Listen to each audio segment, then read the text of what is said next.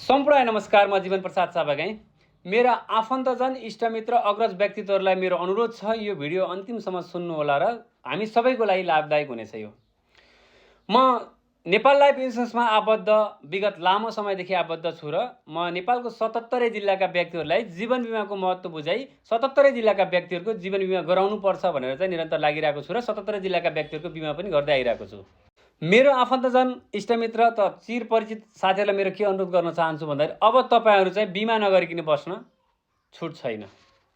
किन छैन त भन्दा धेरै अप्रिय घटनाहरू यी आँखाले देखिसके।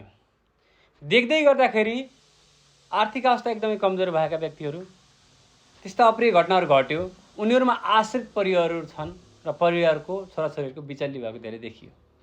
तपाईँहरूले दिनको 100 रुपियाँ मात्रै जोगाउन सक्नुभयो भने 5 लाखको बिमा हुन्छ। वार्षिक 36,000 तपाईँले बुझाउनुहुन्छ। यो उमेरअनुसार धेरै थोरै थपघट हुन्छ।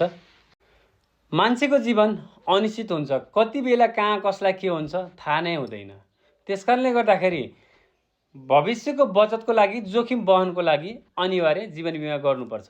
मेरो उद्देश्य भनेको चाहिँ जीवन बिमा गराउनु मात्रै होइन, जीवन बिमा किन गरिन्छ, जीवन बिमाको महत्त्व के छ र सुरुदेखि अन्तिमसम्म हरेक उसको समस्यामा जुधेर समस्याको समाधान गरी उसको म्याच्योरिटी पिरियडसम्म चाहिँ उसलाई साथ सपोर्ट गरेर अगाडि बढाउनु हो। अब छैन भने पनि तपाईँले पैसा छैन भने पनि तपाईँहरू चाहिँ मसँग जोडिन सक्नुहुन्छ। तपाईँहरूलाई मैले कसरी हुन्छ साथ सपोर्ट गरेर अगाडि बढाउने छु, तर बिमा नगरिकन तपाईँहरू बस्न चाहिँ छुट छैन।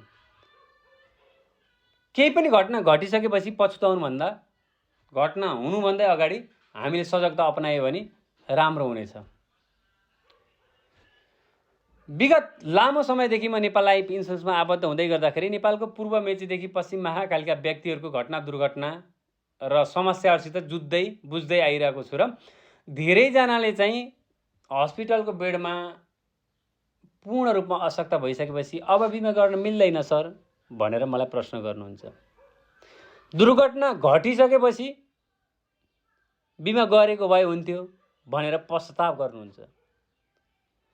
बेलैमा सजग हुनुहोस्, बेलैमा बुद्धि पुर्याउनुहोस्। किनकि मैले यो भन्नै पर्ने हुन्छ, म यो पेसामा आबद्ध भएको कारणले गर्दाखेरि सही र सत्य कुराहरू तपाईँहरूमा चाहिँ पोख्नै पर्ने हुन्छ। लजाउनु पर्ने कुरै छैन, डराउनु पर्ने कुरै छैन, किनकि मेरो यो कर्तव्य हो, मेरो यो ड्युटी हो। म खुलेर काम गर्छु, यथार्थ कुरा बोलेर काम गर्छु, सही र सत्य कुरा बोलेर काम गर्छु। कम्पनीले दिने फेसिलिटी जियो त्यो यथार्थ बोलेर काम गर्छु। त्यसकारणले गर्दाखेरि म अहिलेसम्म नेपाल लाइफ इन्सुरेन्सले